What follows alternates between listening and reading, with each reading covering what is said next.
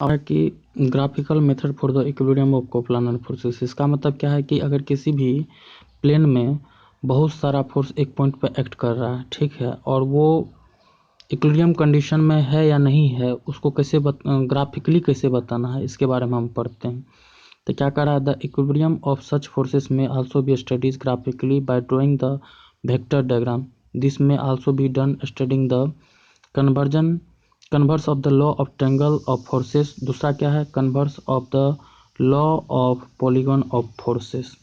मतलब क्या कह रहा है कि अगर किसी भी प्लेन में बहुत सारा फोर्सेस लग रहा है, इसका मतलब क्या है कि अगर एक ही प्लेन में, कोप्लानर का मतलब ही क्या होता है कि बहुत सारा फोर्स जब एक प्लेन में एक्ट कर रहा है तब उसको क्या कहते हैं, कोप्लानर फोर्सेस कहते हैं। और किसी भी पॉइंट पे एक ही प्लेन में बहुत सारा फोर्सेस लग रहा है और वो फोर्सेस इक्विलिब्रियम कंडीशन में है या नहीं है, इसको चेक करने के लिए हम क्या करते हैं, ग्राफिकली भी चेक कर सकते हैं। तो ग्राफिकली भी चेक कर सकते हैं। तो पहला क्या है, converse of the law of triangle of forces. दूसरा क्या है, converse of the law of polygon of forces. इसका मतलब क्या, converse of the law of triangle of forces क्या कहता है, if three forces acting at a point be represented in magnitude and direction by the three sides of triangle taken in order, then the forces shall be in equilibrium। इसका मतलब क्या कह रहा है कि अगर किसी भी पॉइंट पर तीन फोर्सेस एक्ट कर रहा है और वो तीनों फोर्सेस क्या है, एक ही प्लेन में है, और उस फोर्सेस के सहायता से अगर आप एक क्लोज ट्रायंगल का फॉर्मेशन कर पा रहे हैं, तब आप कह सकते हैं कि वो तीनों फोर्सेस क्या है, इक्विलिब्रियम कंडीशन में। अदरवाइज इक्विलिब्रियम कंडीशन में नहीं है। आप यहाँ और एक चीज़ देख रहे होंगे, taken in order. Taken in order का मतलब क्या होता है कि एक फोर्सेस का हेड तो दूसरे फोर्सेस का टेल, और दूसरे फोर्सेस का हेड तो तीसरे फोर्सेस के टेल, और इस टाइप से अपन क्या करते हैं, एक ट्रायंगल का फॉर्मेशन करते हैं। अगर वो ट्रायंगल क्या हो जाए, क्लोज हो जाए, तब उस केस में हम क्या कहेंगे कि वो तीनों फोर्सेस क्या है, इक्विलिब्रियम कंडीशन में है, अदरवाइज इक्विलिब्रियम कंडीशन में नहीं है। दूसरा क्या कहता है, दूसरा मेथड क्या है ग्राफिकली चेक करने का, converse of the law of polygon of forces. क्या है, converse of the law of polygon of forces. ये क्या कहता है, if any number of forces acting at a point be represented in magnitude and direction by the sides of closed polygon taken in order, then the forces shall be in equilibrium. इसका मतलब क्या कर रहा है कि बहुत सारा forces है, एक ही पॉइंट पे एक्ट कर रहा है, और वो क्या है, कोप्लानर है, और आपको ग्राफिकली चेक करके बताना है कि वो इक्विलिब्रियम कंडीशन में है या नहीं है। इसके लिए अपन क्या करते हैं, एक पॉलीगॉन का फॉर्मेशन करते हैं। ध्यान ये रखना चाहिए कि जब पॉलीगॉन का फॉर्मेशन करते हैं तो एक का हेड, एक फोर्सेस का हेड तो दूसरे का टेल, दूसरे का हेड तो दूसरे के टेल करके एक क्या करते हैं, पॉलीगॉन का फॉर्मेशन करते हैं। अगर वो पॉलीगॉन क्या हो जाए, क्लोज हो जाए, तब उस केस में हम क्या कहेंगे कि उस पॉइंट पे जितना भी फोर्सेस लग रहा था वो क्या है, इक्विलिब्रियम कंडीशन में, अदरवाइज इक्विलिब्रियम कंडीशन में नहीं है। आप यहाँ देख पा रहे होंगे कि हम यहाँ क्या कर रहे हैं, एक ट्रायंगल मान लेते हैं, ये पॉइंट है और इस पे क्या कर रहा है, ये फोर्सेस एक्ट कर रहा है, और दूसरा फोर्सेस क्या है, ये फोर्सेस एक्ट कर रहा है, और तीसरा फोर्सेस क्या एक्ट कर रहा है, ये फोर्सेस एक्ट कर रहा है, ठीक है। और ये तीनों फोर्सेस क्या है, को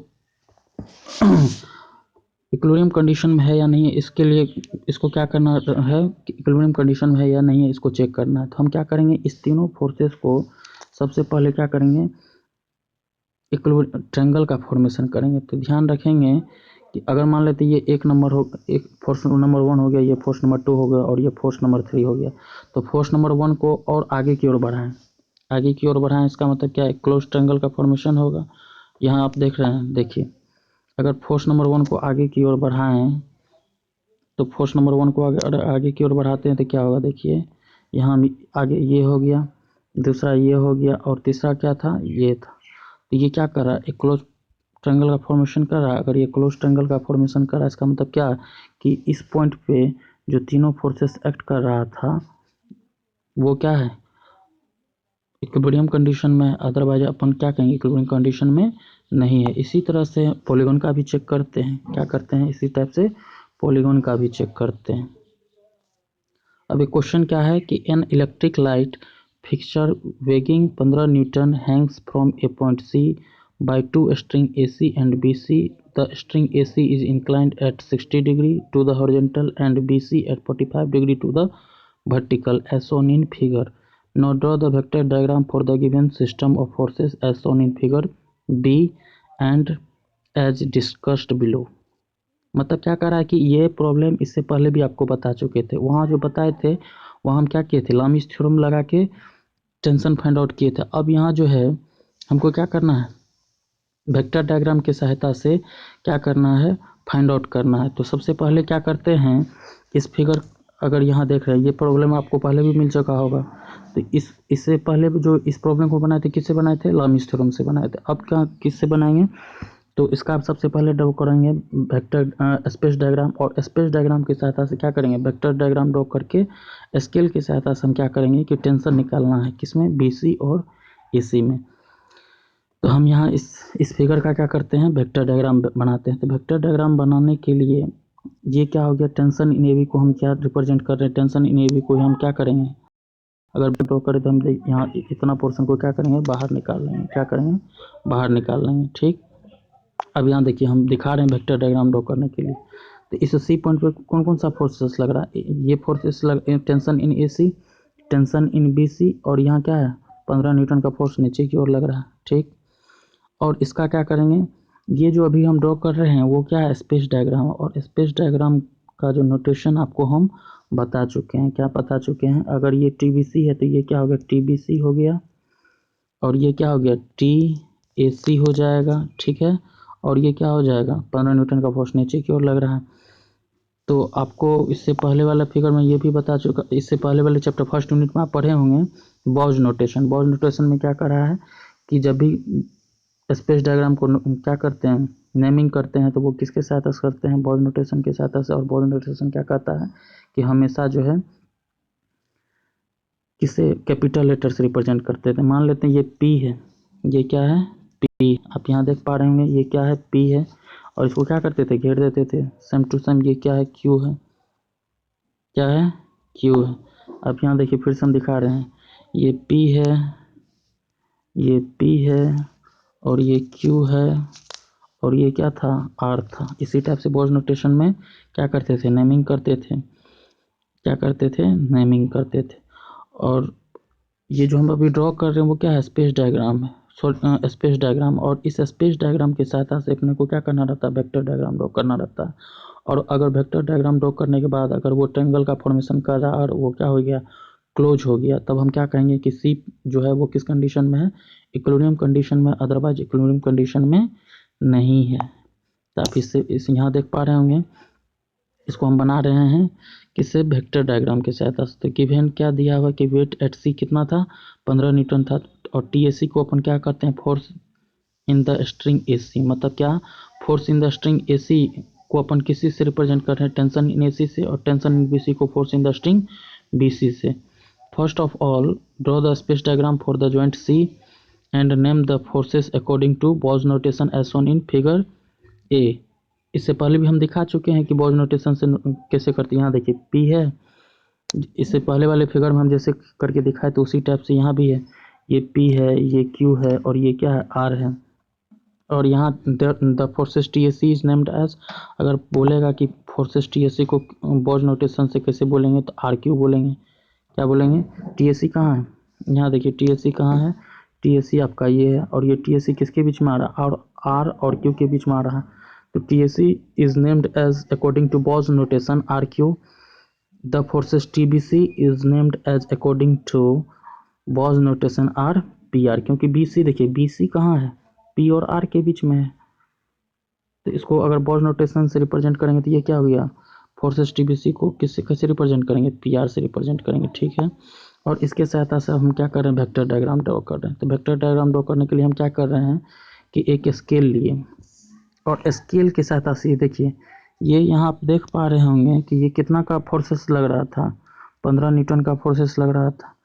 तो हम यहाँ एक कन्वीनियंट स्केल कंसीडर करके 15 न्यूटन का एक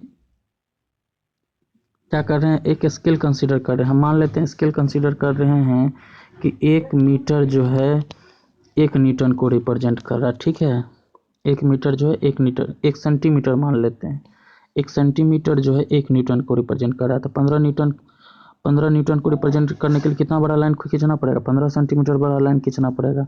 और यही हम क्या किए, यहाँ 15 सेंटीमीटर का लाइन ड्रॉ कर दिए। ड्रॉ करने के बाद हम यहाँ क्या किए, स्पेस डायग्राम में जो है ये 15 न्यूटन का जो फोर्स था उसको हम क्या किए हैं, ये यहाँ जो 15 न्यूटन का फोर्स था वहाँ यहाँ क्या किए, ड्रॉ कर लिए। ड्रॉ करने के बाद देखिए बी, ड्रॉ करने के बाद हम क्या किए हैं, ड्रॉ करने के बाद हम यहाँ क्या किए हैं कि इस क्यू पॉइंट से, ये पी हो गया, ये क्यू हो गया, क्यू पॉइंट से टीएससी लाइन के पैरेलल, ये आपको दिख रहा है टीएससी लाइन, इस टीएससी लाइन के पैरेलल क्या करते हैं, एक लाइन ड्रॉ कर रहे हैं, ठीक है। और वो स्टार्ट कहाँ से कर रहे हैं, क्यू से स्टार्ट कर रहे हैं और जा कहाँ रहे हैं, तो आर पे जा रहे हैं। तो ध्यान ये रखना है कि ये दोनों आपस में क्या होना चाहिए, पैरेलल होना चाहिए। उसके बाद ये जहाँ ख़त्म होगा, इसको मान लेते हैं ये आर पॉइंट पे ख़त्म हुआ। आर पॉइंट पे ख़त्म होने के बाद क्या करते हैं, आर पॉइंट से फिर से क्या करते हैं, टीबीसी के पैरेलल, यहाँ आप देख पा रहे होंगे ये जो है टीबीसी के पैरेलल क्या किए हैं, एक लाइन ड्रॉ किए हैं। और लाइन ड्रॉ करने के बाद अगर ये क्लोज हो गया, क्या हो गया, क्लोज ट्रायंगल का फॉर्मेशन कर रहा है। अभी बताए थे converse of the law of triangle में कि अगर ये क्लोज ट्रायंगल का फॉर्मेशन कर रहा है, इसका मतलब सी पॉइंट किस कंडीशन में है, इक्विलिब्रियम कंडीशन में। और हम यहाँ क्या किए, वेक्टर डायग्राम बना लिए। वेक्टर डायग्राम बनाने के बाद हम क्या करते हैं कि क्यू से आर के बीच का डिस्टेंस फाइंड आउट करते हैं। और वो डिस्टेंस अगर मान लेते हैं सपोज दैट कुछ आया, उसको हम क्या करेंगे, स्केल तो हम मेजर किए हुए हैं, स्केल क्या लिए थे, तो स्केल लिए थे 1 सेंटीमीटर इक्वल टू 1 न्यूटन, ठीक है, 1 न्यूटन, ठीक। और अगर यहाँ आप क्यू से आर के बीच का डिस्टेंस निकाल लें और वो आ गया सपोज दैट 4 सेंटीमीटर, कितना आ गया, 4 सेंटीमीटर आ गया, तो हम क्या बताए थे, 1 सेंटीमीटर 1 न्यूटन के बराबर होता है, तो 4 सेंटीमीटर किसके बराबर हो जाएगा, 4 न्यूटन के बराबर हो जाएगा। इसका मतलब कि टेंशन इन एसी जो होगा वो कितना होगा, 4 न्यूटन होगा, ठीक है, 4 न्यूटन होगा। उसी तरह से हम क्या करेंगे, आर से पी के बीच का डिस्टेंस मेजरमेंट करेंगे। मेजरमेंट करने के बाद मान लेते हैं ये 2 न्यूटन आया, सपोज दैट ये कितना आया, 2 न्यूटन आया, सपोज दैट ये कितना आया, 2 न्यूटन आया। तो हम जानते हैं कि एक तो 2 सेंटीमीटर आया, सॉरी कितना आया, 2 सेंटीमीटर आया। आर से पी के बीच में डिस्टेंस मेजर कर रहे हैं और वो कितना आया, 2 सेंटीमीटर आया। तो स्केल क्या माने थे आप, 1 सेंटीमीटर इक्वल टू 1 न्यूटन, तो 2 सेंटीमीटर किसके बराबर हो गया, 2 न्यूटन के बराबर हो गया। इसका मतलब क्या कि टेंशन इन टीबीसी जो होगा वो वैल्यू किसके बराबर हो जाएगा, 2 सेंटीमीटर के बराबर हो जाएगा। किसके बराबर हो जाएगा, 2 सेंटीमीटर के बराबर हो जाएगा। तो यहाँ लिखा हुआ note draw the vector diagram for the given system of forces shown in figure be as discussed below. तो सबसे पहले हम क्या करते हैं, सेलेक्ट सम है उसी को हम क्या कर रहे हैं, फिर से बता दे रहे हैं। तो select some suitable point P and draw a vertical line P Q equal to 15 to some suitable scale representing weight P Q of the electric fixture, ठीक। क्योंकि पोज नोटेशन से आप 15 न्यूटन को किसी से रिप्रेजेंट कर रहे थे, पी क्यू से रिप्रेजेंट कर रहे थे। उसके बाद क्या करते हैं, दूसरा स्टेप क्या है, through P draw a line P R parallel to capital P R and draw and through Q draw a line QR parallel to QR. Let these two sides let these two lines meet at R and close the triangle PQR. इसका मतलब क्या है कि which means that joint C is in equilibrium। अभी हम बताए थे कि अगर ड्रॉ करने के बाद इसका मतलब क्या, वेक्टर डायग्राम बनाने के बाद अगर वो क्या हो जाए, क्लोज ट्रायंगल का फॉर्मेशन कर ले, तो हम क्या कहेंगे कि उस सी पॉइंट पे जो फोर्सेस एक्ट कर रहा था वो क्या है, इक्विलिब्रियम कंडीशन में है। इसका मतलब कि जॉइंट सी क्या है, इक्विलिब्रियम कंडीशन में है। थर्ड स्टेप क्या कर रहा है, by measurement we find that the forces in string A C and B C is equal to 1.0 newton and 7.8 newton respectively. इससे पहले भी अगर इस प्रॉब्लम को अगर आप लामिस थ्योरम से बनाए थे तो टेंशन इन ए सी कितना आ रहा था, वो आ रहा होगा 1.0 न्यूटन आ रहा था, और टेंशन इन बीसी कितना आ रहा था, 7.8 न्यूटन आ रहा था। तो आप वेक्टर डायग्राम को से भी अगर इस प्रॉब्लम को सॉल्व करते हैं तो वैल्यू क्या आ रहा है, सेम ही आ रहा है, क्या आ रहा है, सेम ही आ रहा है। आप देख सकते हैं